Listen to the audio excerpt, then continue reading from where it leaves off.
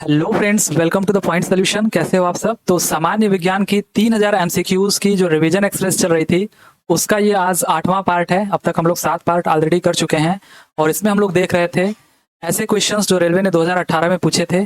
और अब तक हम लोग हर एक पार्ट में 25 ही क्वेश्चन कर रहे थे, लेकिन अब हम नंबर ऑफ क्वेश्चंस को बढ़ा रहे हैं। 50 क्वेश्चन हम लोग देखेंगे एक पार्ट में, जिसको हम प्रयास करेंगे कि कम से कम समय में किया जा सके। ठीक है। और साथ ही साथ ये आपका जो क्वेश्चंस इसमें पूछे गए हैं, ये आने वाले जितने भी एग्जाम हैं, चाहे वो LP technician, NTPC group D या फिर कोई भी ऐसा एग्जाम जिसमें साइंस आपसे पूछा जाता है, उसके लिए हेल्पफुल रहेगा। और ये आपका बाइलिंगुअल चल रहा है, हिंदी इंग्लिश दोनों में आपके क्वेश्चंस अवेलेबल हैं। इसका जो हिंदी वाला पीडीएफ है वो आप डिस्क्रिप्शन में दिया गया है लिंक, उससे आप डाउनलोड कर सकते हो। इंग्लिश में जैसे ही मैं कन्वर्ट कर लेता हूँ तो ये मैं आपको इंग्लिश में भी अवेलेबल करा दूंगा। ठीक है, तो चलिए फिर हम लोग देखते हैं आज क्या क्या क्वेश्चन है इस पार्ट में। मूव करते हैं सीधे क्वेश्चंस की तरफ। तो अब तक हम लोग 175 क्वेश्चन कर लिए थे, 176वें क्वेश्चन से हमको आगे बढ़ना था। तो आज का जो पहला क्वेश्चन है, what is the standard unit of measuring frequency of sound wave. तो चाहे वो आपका साउंड वेव हो या फिर लाइट वेव हो, मैकेनिकल वेव, इलेक्ट्रिकल वेव, कोई सा भी वेव, जो उसकी फ्रीक्वेंसी होती है उसका स्टैंडर्ड यूनिट होता है हर्ट्स। ठीक है, सो बी ऑप्शन हमारे यहाँ पर करेक्ट है। ये जो फ्रीक्वेंसी होता है ये और कुछ नहीं बल्कि number of cycles completed in a unit time period. तो एक टाइम पीरियड में कोई भी वेव कितनी साइकिल कंप्लीट कर लेती है उसे हम फ्रीक्वेंसी कहते हैं। एग्जांपल के लिए आपके घरों में जो सप्लाई आती है बिजली की, हम कहते हैं कि वो 50 हर्ट्ज पे आती है। ठीक है, इंडिया में अपने, यानी कि एक सेकंड में ये, ठीक है, यानी एक सेकंड में ये, अगर हम यहाँ से बात करें, ये आप एक साइकिल देख रहे हो, ऐसे ही ये आपका 2 साइकिल, तो ये 50 साइकिल इस तरीके से कंप्लीट कर लेती है महज एक सेकंड में।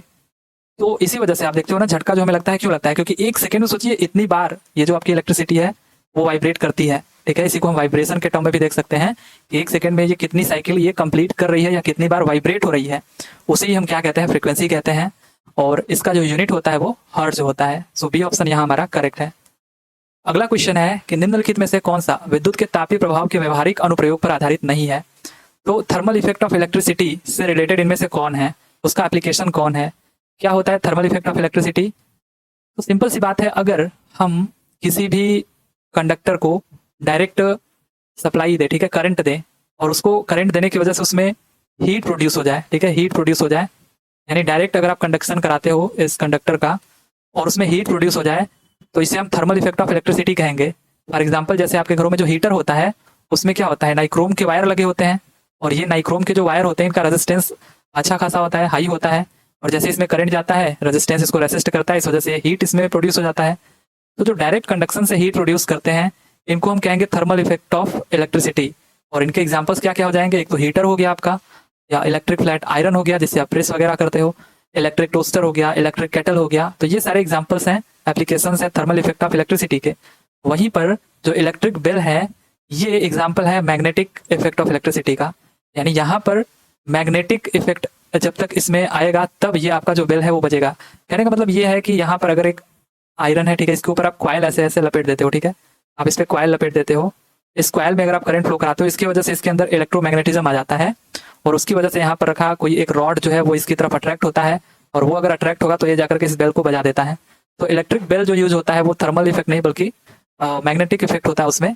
इस वजह से यहाँ पर डी ऑप्शन हमारा इससे मिलता जुलता नहीं है, तो डी ही हमारा करेक्ट हो जाएगा। अगला क्वेश्चन है कि अमोनिया में नाइट्रोजन की संयोजकता है। The valency of nitrogen in ammonia is, so NH3 इसका फार्मूला होता है। और हाइड्रोजन के साथ आप देखोगे नाइट्रोजन कितने इलेक्ट्रॉन्स को शेयर करता है, तो 3 इलेक्ट्रॉन को शेयर करता है। ठीक है, so the number of shared paired electron through hydrogen is 3 in nitrogen. So the valency of the nitrogen is 3 here, या फिर आप क्रॉस करके भी देख सकते हो, जो क्रॉस मेथड होता है, इसकी वैलेंसी इसके नीचे और इसकी वैलेंसी इसके नीचे। ठीक है, यानी यहाँ पर ये जो 3 है, सो नाइट्रोजन की जो वैलेंसी होगी वो कितनी होगी? 3 होगी। बी ऑप्शन यहाँ पर हमारा क्या है? करेक्ट है। अगला क्वेश्चन है what are the kinetic energy and potential energy of an object together called. तो काइनेटिक एनर्जी और पोटेंशियल एनर्जी, इसको हम कहते हैं मैकेनिकल एनर्जी। ठीक है, मैकेनिकल एनर्जी क्या होता है? काइनेटिक एनर्जी और पोटेंशियल एनर्जी का सम होता है। सो ए ऑप्शन हमारा क्या है यहाँ पर? करेक्ट है। आगे है कि what is the area of high density of particles in the medium called during sound transmission. तो साउंड ट्रांसमिशन के दौरान पूछा जा रहा है कि area of high density particles in the medium को हम क्या कहते हैं। तो यहाँ पर स्पीकर है और स्पीकर से साउंड प्रोड्यूस हो रहा है, अब ये जो साउंड वेव बन रहा है, इसमें यहाँ तक का जो पीरियड है, इसमें आप देख सकते हो कि जो मीडियम के पार्टिकल है वो काफी पास पास है। तो ऑब्वियसली ये क्या हो जाएगा, हाई डेंसिटी यहाँ पर हो जाएगा, इस एरिया में हाई डेंसिटी है। और इस हाई डेंसिटी को हम कहते हैं संपीड़न यानी कंप्रेशन। तो आपने सुना होगा संपीड़न और विरलन, कंप्रेशन और रेरिफिकेशन। तो हाई डेंसिटी वाले एरिया को हम कहते हैं कंप्रेशन, और लो डेंसिटी यानी जहां पार्टिकल दूर दूर है जिस मीडियम में, उसको हम कहेंगे रेरिफिकेशन। तो यहाँ पर जो हमारा करेक्ट आंसर हो जाएगा, पूछा है area of high density of particle in the medium, तो ये कंप्रेशन इसका करेक्ट आंसर हो जाएगा। इसको हम कंप्रेशन कहते हैं यानी संपीड़न कहते हैं, ठीक है। और यही चीज प्रेशर के भी साथ होता है, जहां पर डेंसिटी हाई होती है तो प्रेशर का वेरिएशन आप देख सकते हो, वहां पर हाई प्रेशर होता है, और जहां पर लो डेंसिटी वहां पर लो प्रेशर, राइट। तो ये भी आप ध्यान में रखेंगे। कंप्रेशन और रेरिफिकेशन, संपीड़न और विरलन, आपको ऐसे ध्यान रखना है, कब कंप्रेशन कहते हैं, कब रेरिफिकेशन कहते हैं। आगे है when silver chloride is kept in sunlight it turns brown due to the formation of. तो जब सिल्वर क्लोराइड को हम सनलाइट के प्रेजेंस में, ठीक है, इसको रखते हैं, तो किसके बन जाने के कारण ये ब्राउन कलर का हो जाता है? तो ये सिल्वर मेटल, ठीक है, सिल्वर मेटल के बन जाने की वजह से ये ब्राउन कलर का हो जाता है। पहले ये आपका व्हाइट कलर का था, लेकिन जब सनलाइट में आप इसको रखते हो सूर्य के प्रकाश में, तो ये सिल्वर मेटल बनाता है, जो कि आपका एक्चुअली ग्रे कलर का ये होता है, ठीक है, ग्रे। लेकिन जो एग्जाम में आपसे पूछा गया था वहाँ भूरे रंग का बोला गया था, ब्राउन कलर। तो हो सकता है इन्होंने ब्राउन और ग्रे में कोई अंतर न समझा हो और ब्राउन कलर ही दे दिया हो, तो ग्रे कलर का ये हो जाता है, तो सिल्वर मेटल के बनने की वजह से, ठीक है। तो सी ऑप्शन यहाँ पर हमारा क्या हो जाएगा, करेक्ट हो जाएगा। अब अगला क्वेश्चन हमारा है अंतः श्वसन के दौरान फेफड़े डैश के कारण हवा से भर जाते हैं। सो अंतः श्वसन यानी इंस्पिरेशन, या फिर हम कहते हैं इसको इनहेलेशन। एक आपका इनहेलेशन होता है, एक आपका एक्सहेलेशन होता है, यानी एक सांस लेना और एक सांस छोड़ना। उस दौरान कह रहा है फेफड़े किसके कारण इसमें हवा भर जाता है, लंग्स में हवा भर जाता है जब हम सांस लेते हैं। तो ये होता है लंग इन्फ्लेशन की वजह से, ठीक है, फेफड़ों की स्फीति की वजह से हो जाता है ऐसा। एक्चुअली इसमें और भी क्वेश्चंस आपसे पूछे जाते हैं कि इंस्पिरेशन के दौरान जो रिब्स होती हैं, जो पसलियां होती हैं, ठीक है, यहाँ पे मैंने रिब्स को ऐसे बता रखा है, ये जो रिब्स होती हैं कुछ इस तरीके से रिब्स पसलियां जो होती हैं। तो जैसे हम सांस लेते हैं तो ये कॉन्ट्रैक्ट होती हैं, ठीक है। आपको जब भी ऐसा पूछे कि हम सांस ले रहे हैं, ठीक है, ड्यूरिंग इंस्पिरेशन, और आपको ऑप्शन में दिखे कॉन्ट्रैक्शन, उनका कॉन्ट्रैक्शन होता है या फिर सिकुड़ जाती हैं, तो आप समझ लो ये सांस लेने के दौरान हो रहा है। और सांस छोड़ते ही ये सब चीजें क्या हो जाती हैं, रिलैक्स हो जाती हैं, ठीक है।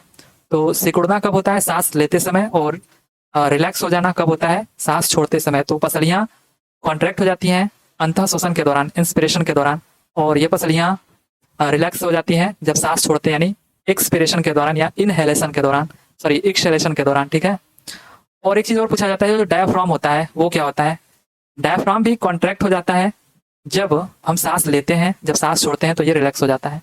या फिर ऐसा पूछता है कि ये जो रिब्स हैं, सॉरी ये जो आपका लंग्स है, वो सांस लेने के दौरान बाहर की तरफ या आउटर की तरफ जाती हैं या फिर अंदर की तरफ जाती हैं। तो ये आप देखोगे, आप सांस लेकर के भी देख सकते हो, जब आप सांस लेते हो तो जो आपका छाती होता है वो बाहर की तरफ आता हुआ दिखाई देता है, जैसे आप सांस छोड़ते हो वापस से अंदर की तरफ चला जाता है। तो आउटवर्ड कब होगा, सांस लेते समय यानी इनहेलेशन के समय, और इनवर्ड कब होगा, एक्सहेलेशन के समय। या फिर आपसे ये डायफ्राम पूछ देता है कि ये नीचे की तरफ कब जाएगा, तो जब आप सांस लोगे और जब सांस छोड़ोगे आप तो फिर से ये ऊपर की तरफ चला जाएगा, ठीक है। तो इतनी सारी चीजें इसमें पूछी जाती हैं। फिलहाल में लंग इन्फ्लेशन आपका करेक्ट आंसर हो जाएगा। आगे है कि what is formed when iron oxidised. तो आयरन ऑक्सीडाइज होता है तो क्या बनता है, ये हम लोग देख चुके हैं। तो आयरन ऑक्सीडाइज होता है तो ये आपका बना लेता है Fe2O3 यानी फेरिक ऑक्साइड बना लेता है, जिसे हम रस्ट कहते हैं, ठीक है, जंग कहते हैं। और इसका कलर पूछ देता है कैसा होता है, इसका कलर हो जाता है ब्राउन कलर, ठीक है। या फिर पूछ देता है कि अगर किसी आयरन में जंग लग गया है और उस जंग लगने की वजह से इसका जो भार है वो बढ़ेगा कि घटेगा, तो आपको बताना है ये आपका बढ़ेगा, ठीक है, इंक्रीज होगा। तो ये भी आप ध्यान में रखिएगा, कलर ब्राउन कलर का होता है, इसका जो भार है जंग लगने के बाद ये बढ़ जाता है। और ये आपका जो भी मेटल हो ऑक्सीडाइज होने पर उसका ऑक्साइड बना लेता है। जैसे यहाँ पर आयरन है तो ये बना लेगा फेरिक ऑक्साइड, ठीक है। तो सी ऑप्शन यहाँ पर हमारा क्या हो जाएगा, करेक्ट हो जाएगा। अगला क्वेश्चन है कि which of the following is not an industrial application of ultrasonic wave. Ultrasonic wave का इंडस्ट्रियल एप्लीकेशन इनमें से कौन सा नहीं है? देखिए, तो अगर कोई भी मेटल है, ठीक है, ये आपका कोई मेटल है, इसको हम एक शेप और साइज देना चाहते हैं तो उसको हम अल्ट्रासोनिक वेव के थ्रू दे सकते हैं। जैसे अगर आप चाहते हो कि हम इसको ऐसा कुछ साइज दे दे बढ़िया सा, ठीक है, तो आप इसको कैसे अल्ट्रासोनिक वेव के थ्रू इसको शेप और साइज दे सकते हो।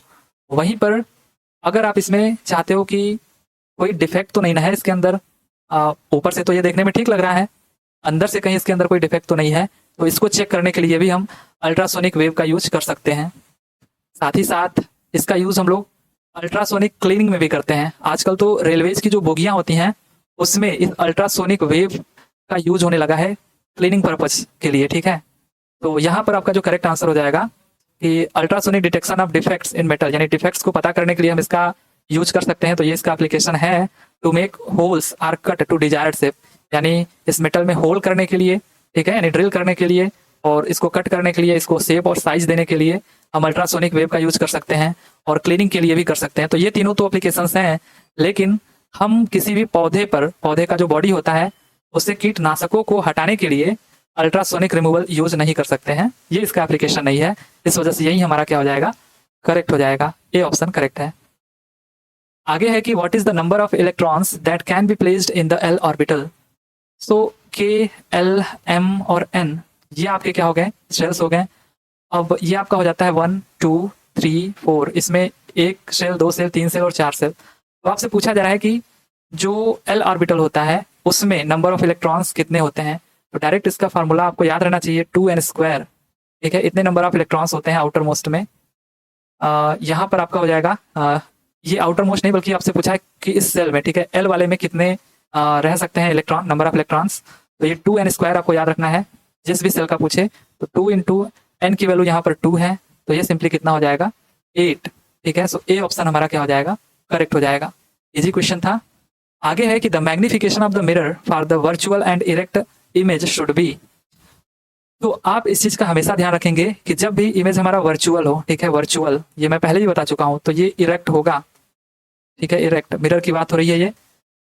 अब अगर ये वर्चुअल है तो इरेक्ट होगा, और वर्चुअल है तो जो मैग्निफिकेशन होगा वो हमेशा पॉजिटिव होगा, ये भी आप ध्यान रखिएगा। ऐसा मैं क्यों बोल रहा हूं, जो मैग्निफिकेशन होता है ना, ये होता है height of image upon height of object, ठीक है। तो देखिए साइन कन्वेंशन की हम बात कर लेते हैं। जैसे मैंने यहाँ पर एक एग्जांपल लिया है जिसमें आपका जो इमेज है वो आपका वर्चुअल है, यानी कि अगर इमेज इस मिरर के उस पार बन रहा है तो ये आपका वर्चुअल होगा, और देखिए सीधा है, इरेक्ट है कि नहीं। तो साइन कन्वेंशन कैसे लेते हैं, ऑब्जेक्ट तो देखिए हमेशा सीधा ही रखा जाएगा, तो जो भी ये प्रिंसिपल एक्सिस है, इस प्रिंसिपल एक्सिस के ऊपर है वो पॉजिटिव होगा, और इस प्रिंसिपल एक्सिस के नीचे अगर कोई भी चीज बनता है तो वो नेगेटिव होगा। तो देखिए इमेज आपका प्रिंसिपल एक्सिस के ऊपर बन रहा है तो इमेज जो है वो आपका क्या होगा, पॉजिटिव होगा, और ऑब्जेक्ट भी आपका देखिए इस प्रिंसिपल एक्सिस के ऊपर ही है, सीधा रखा गया है, तो ये भी आपका पॉजिटिव ही होगा। तो पॉजिटिव अपॉन पॉजिटिव पॉजिटिव ही होगा। इस वजह से जो मैग्निफिकेशन होगा यहाँ पर इस केस में, क्योंकि ये वर्चुअल और इरेक्ट इमेज है, तो मैग्निफिकेशन हमारा पॉजिटिव होगा। बी ऑप्शन करेक्ट हो जाएगा। लेकिन ये चीज आप ऐसे भी निकाल सकते हो कि अगर आपको इन केस की ये न देकर के आपको डिस्टेंस दिया गया है, इमेज का डिस्टेंस बोले तो v, और ऑब्जेक्ट का डिस्टेंस यानी u, ये आपको दिया गया है, तब आप कैसे निकालोगे। तो इसके लिए भी जो मैग्निफिकेशन का फॉर्मूला होता है वो होता है -v/u। तो यहाँ पर भी आपका क्या है, इमेज का डिस्टेंस है फ्रॉम द पोल, ये जो पोल है आपका, और ये ऑब्जेक्ट का डिस्टेंस है फ्रॉम द पोल। तो जितनी भी डिस्टेंसेस हम इस मिरर के पीछे ले रहे हैं वो सब क्या होंगे, नेगेटिव होंगे, और जितने भी डिस्टेंसेस हम इस मिरर के आगे ले रहे हैं वो क्या होंगे, पॉजिटिव होंगे। देखिए जो इमेज बन रहा है इस मिरर के आगे बन रहा है, तो भी तो हमारा क्या होगा, पॉजिटिव होगा, और ये पहले से ही ये नेगेटिव है, ठीक है, तो नेगेटिव हो गया। लेट अस सपोज मान लो कि ये कितना है आपका डिस्टेंस v 3 है, तो ये माइनस है पहले से, और ये +3 अंदर हो जाएगा क्योंकि ये डिस्टेंस मिरर के बाद है, ठीक है, इस मिरर के आगे ये डिस्टेंस हम ले रहे हैं। और यहाँ पर ये जो आपका इमेज का डिस्टेंस है वो इस मिरर के पीछे है, इस वजह से ये हमारा क्या होगा, नेगेटिव होगा। और ये मान लेते हैं हम ऑब्जेक्ट का जो डिस्टेंस है वो 2 है, ठीक है, तो माइनस होगा और 2 होगा। तो अब देखिए ये माइनस और प्लस माइनस हो जाएगा, तो -3/-2 ये आपका +3/2 हो जाएगा, यानी कि आपका ये ओवरऑल पॉजिटिव आ रहा है। तो इस तरीके से आप बता सकते हो कि मैग्निफिकेशन क्या होगा, पॉजिटिव होगा कि नेगेटिव होगा, ठीक है। लेकिन ये तो साइन रहा कि साइन क्या होगा, पॉजिटिव नेगेटिव। अगर आपसे पूछ दे कि जो मैग्निफिकेशन है वो 1 कब होगा, मैग्निफिकेशन हमारा >1 कब होगा, मैग्निफिकेशन हमारा <1 कब होगा, तो इसके लिए सेम वही चीज कि आपको हाइट ऑफ इमेज और हाइट ऑफ ऑब्जेक्ट अगर पता है, तो अगर न्यूमरेटर बड़ा होगा तो मैग्निफिकेशन 1 से बड़ा होगा ऑब्वियसली, और अगर न्यूमरेटर हमारा छोटा होगा तो जो मैग्निफिकेशन है वो 1 से छोटा होगा। अगर ये इमेज जो है हाइट जो है इमेज का और हाइट जो है ऑब्जेक्ट का, दोनों के दोनों बराबर हैं, तो मैग्निफिकेशन हमारा 1 होगा, राइट। लेकिन अगर ऐसा केस आ जाए कि जैसे मान लीजिए इमेज यानी कि जो यहाँ पर हाइट है इमेज का वो 4 है, ठीक है, लेट अस सपोज ये आपका क्या है -4 है, और हाइट ऑफ ऑब्जेक्ट तो हमेशा प्लस में होता है, तो ये मान लेते हैं हम लोग 2 है, ठीक है, यानी कि इसका जो हाइट है वो 2 है, तो ये कितना हो जाएगा आपका ओवरऑल -2। तो ये -2 देख करके आपको ये नहीं कहना है कि जो m है वो लेस देन 1 है, क्योंकि -2 तो 1 से छोटा है। हमको यहाँ पर केवल मैग्नीट्यूड से मतलब है। जब भी आपसे मैग्निफिकेशन पूछे कि लेस देन 1 है या ग्रेटर देन 1, तो हम केवल मैग्नीट्यूड को देखते हैं। मैग्नीट्यूड 2 है यानी कि ग्रेटर देन 1 है जो मैग्निफिकेशन है, ठीक है। तो इस चीज का आप हमेशा ध्यान रखोगे। तो ये बातें हैं मैग्निफिकेशन से रिलेटेड। फिलहाल में पॉजिटिव इसका करेक्ट आंसर हो जाएगा जब वर्चुअल और इरेक्ट इमेज होगा। अगला क्वेश्चन है, डैश ऑक्साइड अम्लों के साथ तथा क्षारों के साथ अपक्रिया करते हैं। सो कौन से ऐसे ऑक्साइड्स हैं जो एसिड और बेस दोनों के साथ रिएक्ट करते हैं? तो इनको हम लोग बोलते हैं एम्फोटेरिक ऑक्साइड यानी उभयधर्मी ऑक्साइड, ठीक है। ये हमारे ऐसे ऑक्साइड हैं जो एसिड के साथ भी रिएक्ट करते हैं और बेस के साथ भी रिएक्ट करते हैं। जैसे आपका Al2O3 एल्युमिनियम ऑक्साइड, ये एक एम्फोटेरिक ऑक्साइड का एग्जांपल है, Al2O3, ठीक है, इसको आप ध्यान रखिएगा। या फिर जिंक ऑक्साइड हो गया, ठीक है, ये आपके क्या है एम्फोटेरिक ऑक्साइड्स हैं जो कि एसिड और बेस दोनों के साथ क्रिया कर सकते हैं। अगला क्वेश्चन है, the work done bye a force is positive when. अब वर्क डन हमारा पॉजिटिव कब होता है? सिंपल सी बात है, अगर हम किसी चीज पे फोर्स लगा रहे हैं तो डिस्प्लेसमेंट जो इसका है वो भी उसी डायरेक्शन में हो, इस डायरेक्शन में हम फोर्स लगा रहे हैं और डिस्प्लेसमेंट जो है वो भी इसी डायरेक्शन में हो रहा है, तो जो वर्क हमारा होगा वो क्या होगा? पॉजिटिव होगा, ठीक है। The displacement should be in the direction of the force, ठीक है, तो ये हमारा सही है, उसी डायरेक्शन में होगा तब ये पॉजिटिव होगा। The displacement is perpendicular to the force, इस केस में जो वर्क होगा हमारा वो 0 होगा, इस केस में तो पॉजिटिव हो गया।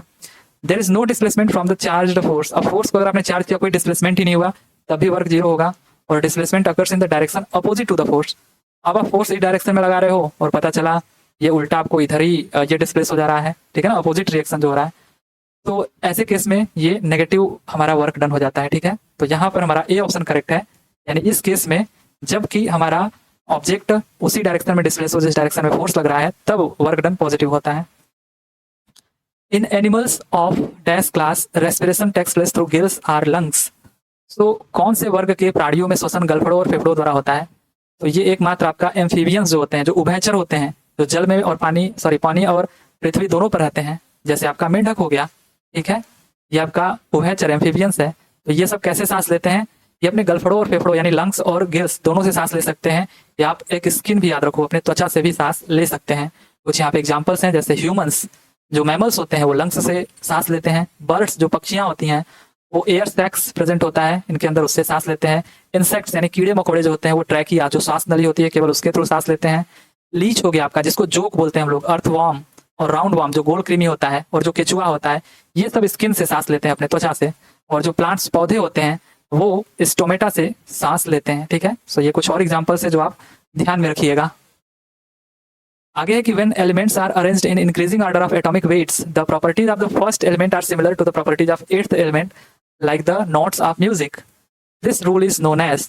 तो जैसे कि म्यूजिक में 7 स्वर होते हैं और पहले स्वर के बाद, ठीक है, जो 2 3 4 5 6 7 स्वर हो जाते हैं उसके बाद फिर से आप पहले स्वर पे आ जाते हो, यानी पहला स्वर और 8वां स्वर की जो प्रॉपर्टी होती है वो एक ही तरह की होती है संगीत में। उसी तरीके से अपने पीरियोडिक टेबल में रूल था कि एलिमेंट्स जो प्रेजेंट होते हैं, अगर पहला एलिमेंट यहाँ पर है तो इसके ठीक 7वें के बाद जो 8वां एलिमेंट आएगा उसकी प्रॉपर्टीज पहले एलिमेंट से मिलती जुलती होगी। तो ये कौन सा रूल था? तो ये रूल था न्यूलैंड का अष्टक नियम, न्यूलैंड्स ऑक्टेव रूल, ठीक है। इसको हम लोग कौन सा रूल बोलते थे? Newlands Octave rule. So first option यहाँ पर आपका क्या हो जाएगा? करेक्ट हो जाएगा। आगे है कि what is the unit of momentum in SI unit. तो एसआई यूनिट सिंपली हमको बताना है, P इक्वल्स टू mv होता है, आपको पता है, और m जो होता है हमारा केजी में और v जो होता है हमारा मीटर पर सेकेंड्स। तो kg metre per seconds will be the right answer, B हमारा करेक्ट आंसर है। When acceleration is negative then velocity of a body is. हमको यहाँ पर वेलोसिटी बताना है, क्या होगा? इंक्रीज होगा, डिक्रीज होगा या 0 होगा जब एक्सेलरेशन नेगेटिव हो जाए। तो इक्वेशन लिख लेते हैं मोशन का जो है, सिंपली हमको केवल वेलोसिटी और एक्सेलरेशन से मतलब है, तो v equals to u plus at से काम बन जाएगा। हमको तो a चाहिए, तो a देख लेते हैं क्या हो जाता है, v minus you upon T. अब टाइम तो कभी नेगेटिव हो नहीं सकता है, ऐसा नहीं कि टाइम आप पीछे चले जाओ, है कि नहीं, तो ये तो पॉजिटिव ही रहेगा, आपका कंफर्म है ये पॉजिटिव रहेगा। अब नेगेटिव कौन कर सकते हैं? यही दोनों कर सकते हैं मिल करके। तो अगर हम बड़े में से छोटा घटाएं तो हमेशा पॉजिटिव आएगा, और छोटे में से बड़ा घटाएं तो नेगेटिव आएगा। तो आप ही बताइए, जो वेलोसिटी दिया गया है ना, दिया गया है कि वेलोसिटी इंक्रीज होगी तब ये क्या होगा, व्हेन एक्सेलरेशन इज नेगेटिव। अच्छा, नेगेटिव जब होगा एक्सेलरेशन तब वेलोसिटी पर क्या असर पड़ेगा। तो इसको नेगेटिव होने के लिए यहाँ पर जो वेलोसिटी है इसको कम होना पड़ेगा, कम होगा तभी तो, कम में से आप अधिक को घटाओगे तो ये नेगेटिव देगा। तो वेलोसिटी को कम होना पड़ेगा, यानी अगर वेलोसिटी 4 मीटर पर सेकेंड था तो इसको कम होना पड़ेगा। इनिशियली अगर ये 4 मीटर पर सेकेंड था यानी यू, तो फाइनली इसको कम होना पड़ेगा 2 मीटर पर सेकेंड, तभी तो v माइनस यू करेंगे तो 2 माइनस 4 हो जाएगा, और नीचे टाइम कुछ भी हो तो ये तो हमारा नेगेटिव ही वैल्यू देगा। सो एक्सेलरेशन नेगेटिव कब होगा, जब वेलोसिटी हमारी डिक्रीज होगी। सी ऑप्शन आपका क्या हो जाएगा, करेक्ट हो जाएगा। अगला जो क्वेश्चन हमारा है, in humans the fertilised egg implants itself in the lining of.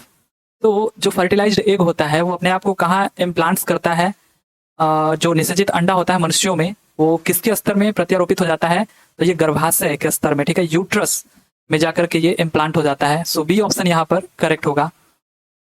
आगे है कि if 3 resistances of 10 ohms, 8 ohms and 7 ohms are connected in series then effective resistance of the circuit will be. तो ये तो question easy है, आंख मूंद करके करने वाला है।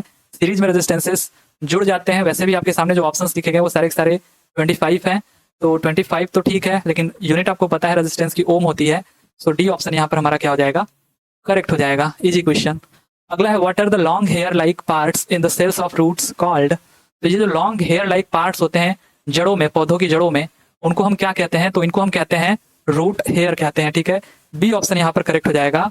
यहीं से जो पौधे होते हैं वो जो नेसेसरी मिनरल्स हैं या फिर जो वाटर है उनको एब्जॉर्ब करके पौधों के विभिन्न भागों तक ट्रांसपोर्ट करते हैं। सो रूट हेयर आपको याद रहना चाहिए, ये जो लॉन्ग हेयर लाइक पार्ट्स होते हैं जड़ों में।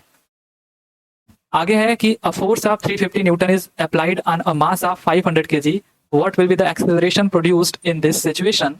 सो अगेन देखिए ऑप्शन में सब 0.7 है तो सॉल्व करने की भी जरूरत नहीं है। आपको पूछा गया है what will be the acceleration produced in this situation. So acceleration जो होता है उसका जो यूनिट होता है वो मीटर पर सेकंड स्क्वायर होता है, तो एक ही ऑप्शन ऐसा दिख रहा है। सो बी ऑप्शन करेक्ट हो जाएगा, ठीक है। तो यहाँ पर बी ऑप्शन करेक्ट हो जाएगा। आप इसको सॉल्व भी कर सकते हो, कर लीजिएगा आराम से। अगला क्वेश्चन है the unit of acceleration in SI system is. तो एसआई सिस्टम में एक्सेलरेशन की जो यूनिट होती है, तो मतलब ये बच्चों वाला सब क्वेश्चन आ रहा है, ये आपका होता है मीटर पर सेकंड स्क्वायर। सो डी ऑप्शन यहाँ पर हमारा क्या है, करेक्ट है। आगे है कि which of the following acid gives H+ ions when dissolved in water. So जब वाटर में कोई भी पूछा which of the following acid, कोई भी एसिड जब वाटर में डिसॉल्व होता है तो H+ आयन देता है। तो कौन सा इनमें से एसिड है जो वाटर में डिसॉल्व होगा तो H+ आयन देगा। तो जितने भी एसिड होते हैं वो अगर वाटर में डिसॉल्व होते हैं, ठीक है, एसिड जो आपके होते हैं, तो वो हमेशा क्या देंगे आपको, H+ आयंस देंगे। हो सकता है कि किसी में इनका कंसंट्रेशन अधिक हो या किसी में इनका कंसंट्रेशन कम हो, वो डिपेंड करता है इनकी pH वैल्यूज पर, कि जितना स्ट्रॉन्ग एसिड होगा उतना ज्यादा कंसंट्रेशन होगा H+ आयन का, जितना वीक होगा ये एसिड उतना ही कम होगा कंसंट्रेशन H+ आयन का। तो यहाँ पर तो सारे के सारे ही एसिड हैं, चाहे वो हाइड्रोक्लोरिक हो, ठीक है, HCl हो, चाहे वो एसिटिक एसिड हो CH3COOH, ठीक है, या आपका नाइट्रिक एसिड हो, या आपका जो सल्फ्यूरिक एसिड है, ठीक है, ये आपका HNO3 हो गया, और ये आपका H2SO4, सारे के सारे ही एसिड हैं, तो सारे के सारे ही H+ आयन देंगे। तो यहाँ पर एक और ऑप्शन आपका होना चाहिए ऑल ऑफ दिस, जो कि हमें लगता है ये गलत आंसर दे दिया गया था। सो यहाँ पर ऑल ऑफ दिस सारे के सारे करेक्ट हैं, ठीक है। वैसे जो एग्जाम में पूछा गया तो उन्होंने एसिटिक एसिड दिया था आंसर, जबकि ये तो वीक है थोड़ा इनके कंपेरिजन में, इसको तो कम देना चाहिए, बल्कि ऐसा कुछ पूछा होता है कि कौन सबसे ज्यादा या कम कंसंट्रेशन ऑफ H+ आयन देगा, तो अगर कम पूछा होता तब हम कहते हैं कि हाँ एसिटिक एसिड आपका करेक्ट आंसर है, अदरवाइज तो सारे के सारे ही H+ आयन देंगे।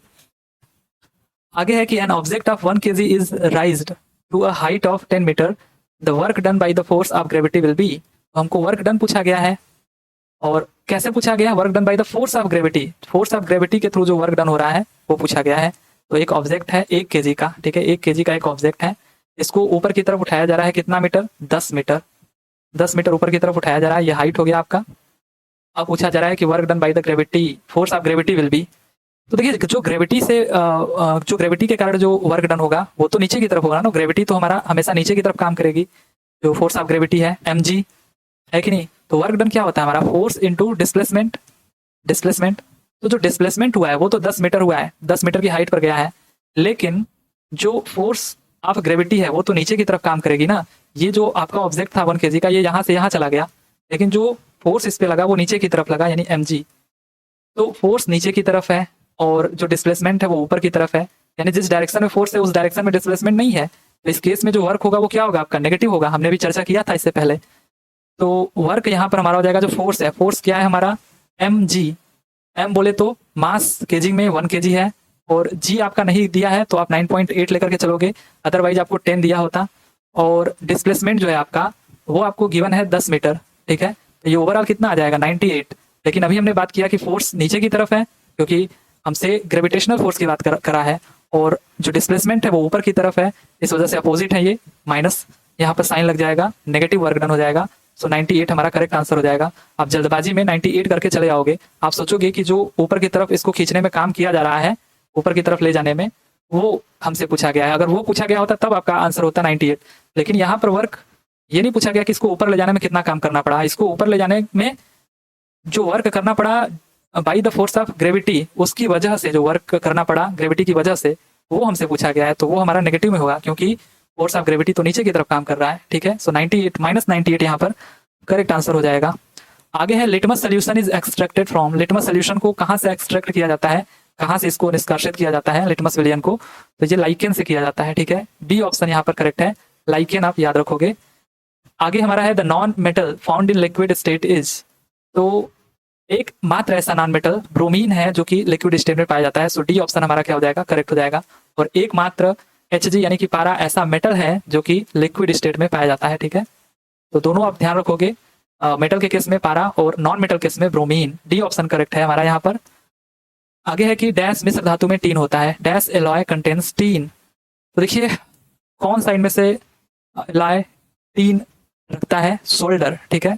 ये किसका मिश्र धातु है, तो लेड और टीन का, ठीक है, लेड और टीन का। बाकी ब्रास का हमने बताया था, आपको याद करने का तरीका ही बताया था कि आप जो पेपर देने गए थे, पेपर और जो इंक लेकर के गए थे वो किस कलर का था, तो वो पीला कलर का था, ठीक है। पीला बोले तो पीतल, ब्रास, ठीक है। तो पेपर का मतलब यहाँ पर हमने बताया था आपको कॉपर, और इंक का मतलब हमने बताया था जिंक। तो कॉपर और जिंक किसके एलॉय हैं, तो ब्रास के।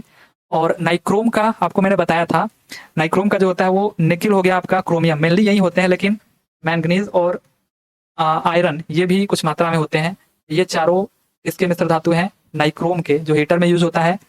स्टील की बात करें, स्पेशली अगर हम स्टेनलेस स्टील की बात करें, तो ये आपका होता है आयरन, निकिल और क्रोमियम। ये चारों के चारों आप नोट कर सकते हो, इंपॉर्टेंट है, ठीक है। बाकी यहाँ पर मिश्र धातु किसके मिश्र धातु में टीन होता है, तो ये सोल्डर, सोल्डर मिश्र धातु में टीन होता है, लेड और टीन से बना होता है। आगे हमारा है the speed of sound in air at 25 degree centigrade is.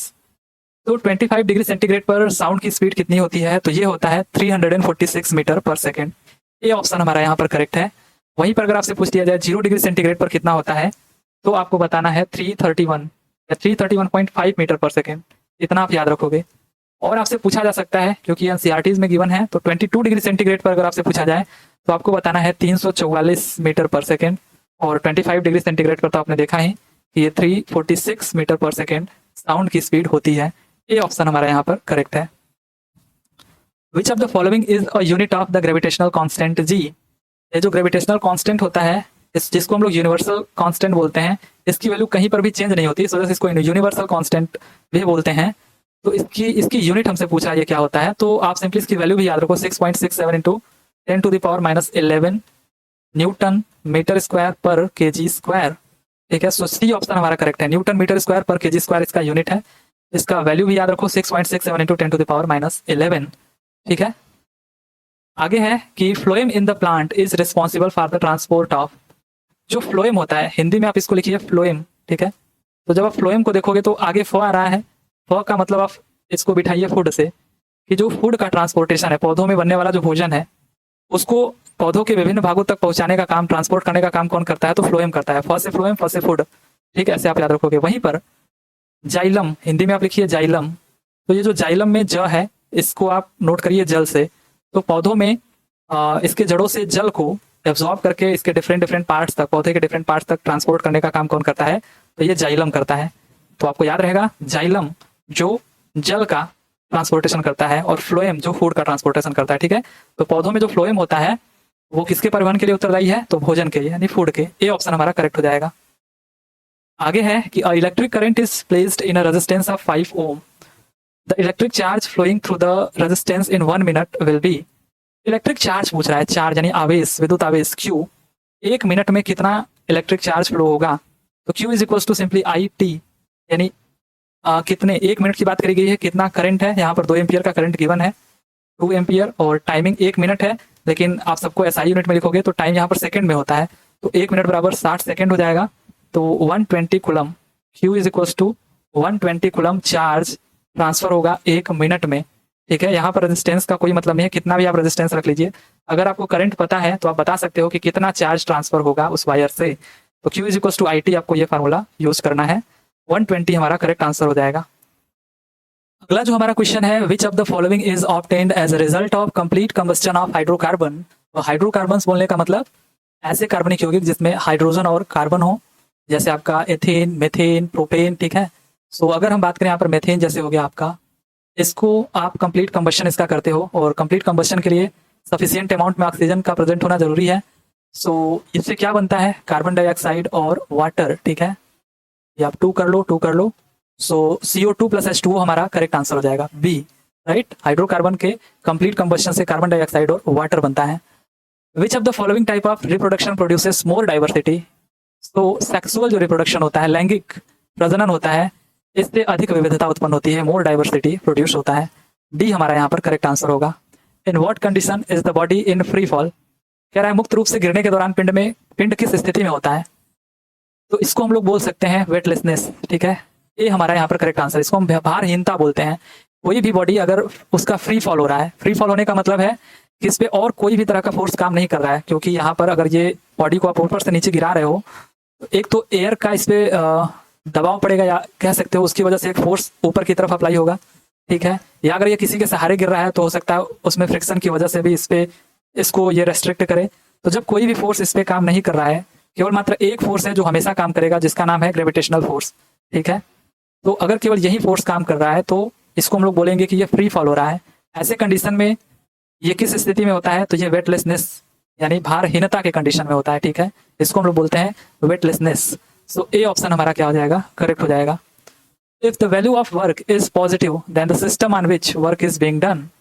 अगर वर्क डन हमारा पॉजिटिव है तो सिस्टम है on which work is done, जिस पे काम किया जा रहा है, उसका एनर्जी क्या होगा, एनर्जी डिक्रीज होगी या एनर्जी इंक्रीज होगी, या उसके साथ कुछ भी नहीं होगा, या फिर एनर्जी 0 होगी।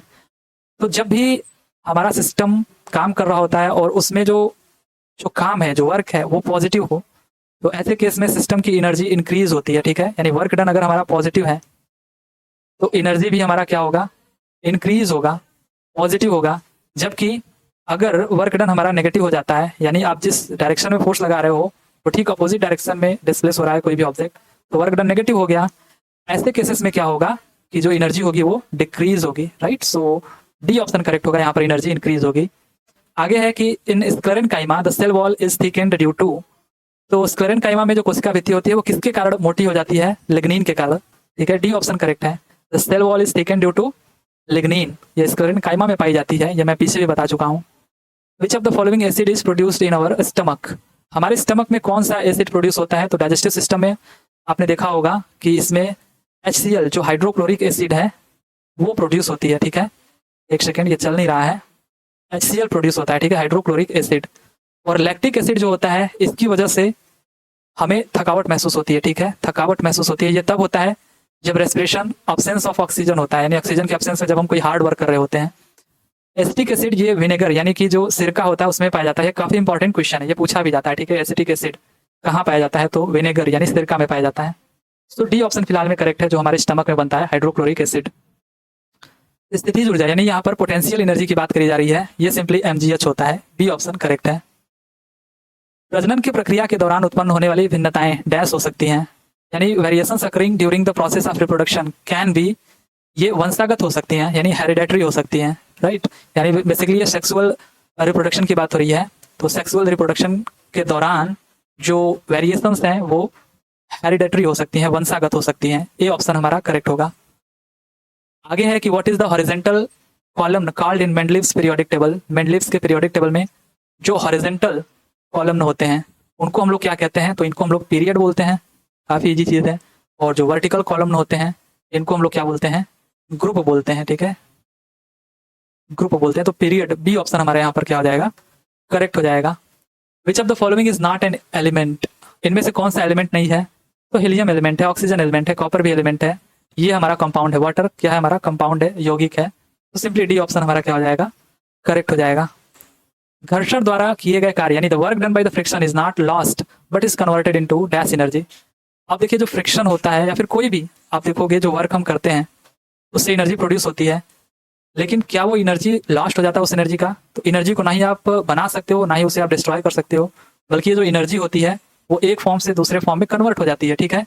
तो यहाँ पर भी जो फ्रिक्शन है यानी आप कोई भी चीज़ को कहीं से यहाँ फोर्स दे करके डिस्प्लेस करते हो, तो जिस सरफेस पर इसको डिस्प्लेस कर रहे हो वहाँ पर एक फ्रिक्शन भी मौजूद होता है, तो वो फ्रिक्शन ठीक इसके अपोजिट वर्क कर रहा होता है, ठीक है। तो उस फ्रिक्शन की वजह से जो वर्क डन होता है उससे जो एनर्जी बनती है वो किस में कन्वर्ट हो जाती है, क्योंकि वो लॉस तो होगी नहीं, तो वो कन्वर्ट होती है थर्मल एनर्जी में, तापीय ऊर्जा में। सीधा सा एग्जांपल है, आप अपने हथेलियों को रब करिए आपस में, ठीक है। जब रब करोगे तो उसमें भी फ्रिक्शन होगा और उस फ्रिक्शन की वजह से आपकी हथेली थोड़ी गर्म हो जाएगी, है कि नहीं। तो यहाँ पर जो फ्रिक्शन होता है वो लॉस नहीं होता बल्कि किस में कन्वर्ट हो जाता है, उससे बनी हुई एनर्जी थर्मल एनर्जी में कन्वर्ट हो जाती है। ए ऑप्शन हमारा करेक्ट हो जाएगा। आगे है कि an object is thrown vertically upwards during its rise, potential energy and kinetic energy.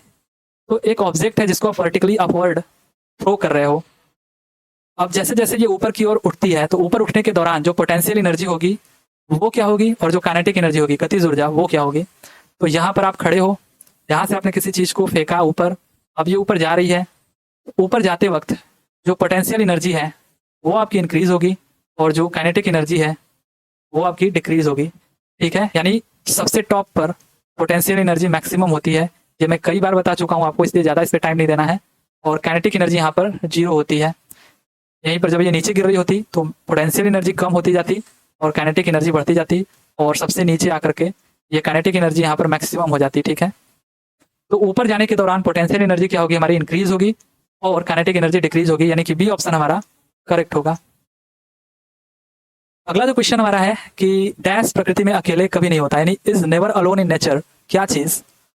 अब देखिए जो वेलोसिटी है इसको आप किसी के साथ नहीं रख पा रहे हो, स्पीड है, स्पीड तो केवल स्पीड होती है, ठीक है। वेलोसिटी और स्पीड दोनों का देखिए यूनिट सेम होता है, मीटर पर सेकंड, मीटर पर सेकंड, लेकिन वेलोसिटी जो होती है आपकी ये वेक्टर क्वांटिटी है जबकि स्पीड आपकी स्केलर क्वांटिटी है। प्रेशर भी आप इसको अकेले ही एक टर्म देखते हो, ठीक है, यानी इसका जो यूनिट होता है वो पास्कल होता है या आप कह सकते हो न्यूटन पर मीटर स्क्वायर। लेकिन जो फोर्स होता है ना ये नेचर में अकेले नहीं होता है, हर एक फोर्स का एक अपोजिट फोर्स भी होता है, ठीक है, यानी every action has its equal and opposite reaction, ये आप जानते होंगे। तो फोर्स जो है वो कभी अकेले नहीं होता है बल्कि इसका एक अपोजिट रिएक्शन भी होता है। तो फोर्स एक ऐसा यहाँ पर एक ऐसी आप कह सकते हो क्वांटिटी है जो कि कभी नेचर में अकेले नहीं रहती है, ठीक है। सो ए ऑप्शन हमारा करेक्ट हो जाएगा, बल, राइट। आगे है कि शाकाहारियों को डैश को पचाने के लिए लंबी छोटी आंत की आवश्यकता होती है। सो वेजिटेरियन जितने होते हैं उनको एक लॉन्ग स्मॉल इंटेस्टाइन की जरूरत पड़ती है, किस चीज को पचाने के लिए, तो ये सेलुलोज को पचाने के लिए, ठीक है। बी ऑप्शन हमारा करेक्ट हो जाएगा। यानी जो ह्यूमंस होते हैं, जो मैमल्स होते हैं, उनको जो उनमें भी जो शाकाहारी होते हैं वो सेलुलोज को नहीं पचा पाते हैं, तो इसको पचाने के लिए उनके अंदर एक लंबे छोटी आंत की जरूरत होती है, स्मॉल इंटेस्टाइन की जरूरत होती है। बी ऑप्शन यहाँ पर हमारा करेक्ट हो जाएगा। आगे है कि due to the presence of dash in our ears which is a type of connective tissue ears can be folded, यानी हमारे कानों में किसकी उपस्थिति के कारण जो एक प्रकार का संयोजी ऊतक है जिससे हम कानों को मोड़ सकते हैं, यानी आप अपने कान को आसानी से मोड़ सकते हो, इधर उधर कर सकते हो, घुमा सकते हो, किसकी वजह से।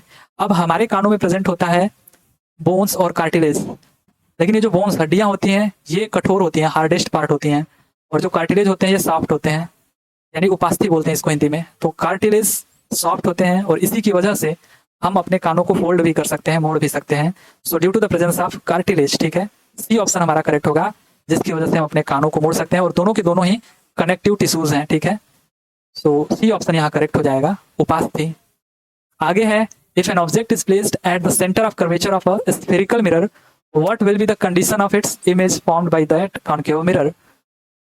तो सिंपल सी बात है, आप इसको बना भी सकते हो। कॉनकेव मिरर आपने ये बनाया, अधिकांशतः क्वेश्चन आप देखोगे तो कॉनकेव मिरर पे पूछे जाते हैं। कॉनकेव मिरर पे अगर आपने किसी चीज किसी ऑब्जेक्ट को यहाँ पर सेंटर ऑफ कर्वेचर पर रख दिया, ठीक है, ये फोकस हो गया। तो आपको पता है पैरेलल जाने वाली जो रे होती है वो पहले फोकस से होकर के गुजरती है, और फोकस से होकर के जाने वाली जो रे होती है, ये ऐसे हो गया, ऐसे हो गया, वो हमेशा आपका पैरेलल हो जाती है इस प्रिंसिपल एक्सिस के, ठीक है। ये आप मतलब बनाओगे एकदम ठीक ठाक, तो ये ठीक इसी के नीचे इसका इमेज बनेगा यहाँ पर, ठीक है। अब इसको सही से अगर बनाओगे, राइट है, एकदम मतलब स्केल वगैरह को लेकर के, तो आप देखोगे कि ये जो इमेज बनेगा ठीक एकदम इसी के नीचे बनेगा। ये जो सेंटर ऑफ कर्वेचर है ठीक इसी के नीचे और इसी के साइज का बनेगा। तो यहाँ पर आपका जो ऑप्शन गिवन है at the centre of curvature C, ये हमारा करेक्ट हो जाएगा। सिंपली हमसे पूछा गया था कि स्फेरिकल मिरर में, वो भी स्पेशली कॉन्केव मिरर की बात करा जा रहा है, what will be the condition of the image formed when the object is placed at the centre of curvature. Centre of curvature पर ऑब्जेक्ट को आप रखिए, इससे आप रूल लगाइए, जो पैरेलल रे जाती है वो रिफ्लेक्ट होकर के फोकस से आती है, और जो फोकस से रे जाती है वो रिफ्लेक्ट होकर के पैरेलल हो जाती है प्रिंसिपल एक्सिस के। उनको आपस में मिलाने पर आप देखोगे कि जो इमेज बनेगा वो सेंटर ऑफ कर्वेचर पर ही बनेगा। सो सी हमारा यहाँ पर करेक्ट आंसर हो जाएगा। आगे है कि पोटेशियम की परमाणु संख्या 19 है, यानी एटॉमिक नंबर हमको गिवन है पोटेशियम का, वो है 19, ठीक है। एटॉमिक नंबर यानी पी, जिसको नंबर ऑफ प्रोटॉन कहते हैं, ये 19 गिवन है। और हमको मास नंबर भी गिवन है, यानी सिंपली आप कह लो ए इज इक्वल्स टू क्या होता है P plus N. Mass number आपको कितना गिवन है 39, और ये आपको 19 गिवन है एटॉमिक नंबर। हमसे पूछा है न्यूट्रॉनों की संख्या कितनी होगी, नंबर ऑफ न्यूट्रॉन। सो ये आपका हो जाएगा 39 माइनस 19 यानी 20। सो ए ऑप्शन हमारा यहाँ पर क्या हो जाएगा, करेक्ट हो जाएगा। तो इस फार्मूला को हमेशा याद रखें, क्योंकि डायरेक्ट आप इसका यूज करके आसानी से आप आंसर को तुरंत बिना पेन पेपर के टिक कर सकते हो, ठीक है, इसको भूलना नहीं है। तो ये रहे आज के कुछ क्वेश्चंस। मैंने अब सोचा कि आगे थोड़ा और भी ज़्यादा क्वेश्चन कराया जाए, तो 50 क्वेश्चन अब मैं लेकर के चल रहा हूँ, जो कि आपको कम समय में ये जल्दी आपका पूरा हो जाए, इसलिए मैं थोड़ा ज़्यादा क्वेश्चन लेकर के चलना चाहता हूँ। तो आई होप कि आपको ये ठीक ठाक लगा होगा। अगर ठीक लगा होगा तो लाइक करिएगा, अदरवाइज कोई बात ही नहीं है। हम लोग मिलते हैं अगले वीडियो में अगले क्वेश्चंस के साथ। तब तक के लिए thank you, tata and bye bye.